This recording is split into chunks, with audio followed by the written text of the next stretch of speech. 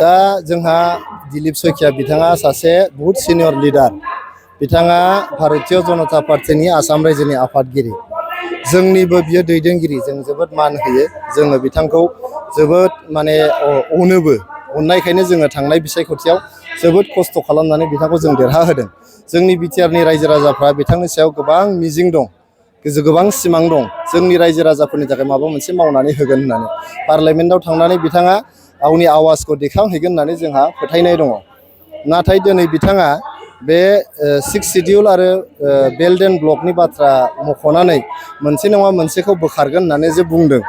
दा बे belt and block आरो 6 शिडिउल बे मोननैबो जोङो उदांस्रिनि साननिफ्रायनो सोलिबोनाय मोनसे आयेन। जे belt and block protected belt and ब्लकआ 1866 मायथाइनि जे हानि आयेन दङ। हाखौ सामलायनो थाखाय जे आयेन बानायदोंमोन 1886आव ब्रिटिशनि समाव।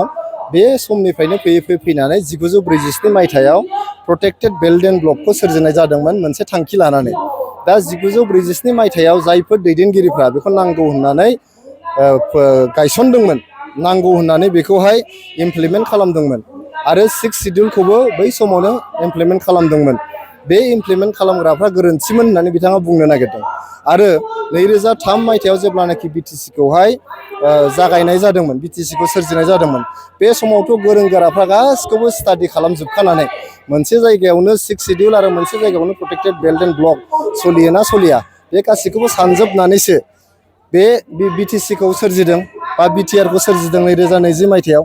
गतिके बिथाङा गावखौनो बहुद गोरों राय साजायनो थांनानै गावखौनो माने जाद्रायाखिसै नामा होननानैसो प्रमान होनाय बायदि मोनसे नुनो मोनदों आङो। बिथांखौ खावलायदों जाहाथे बिथाङा आयेनखौ जाहाथे मोजाङै फरायबावो आरो बिथाङा हारसिङै जेखौबो सोलायनो हाया बे जिनिसखौ बिथाङा बजबनानै लानाया मोजां।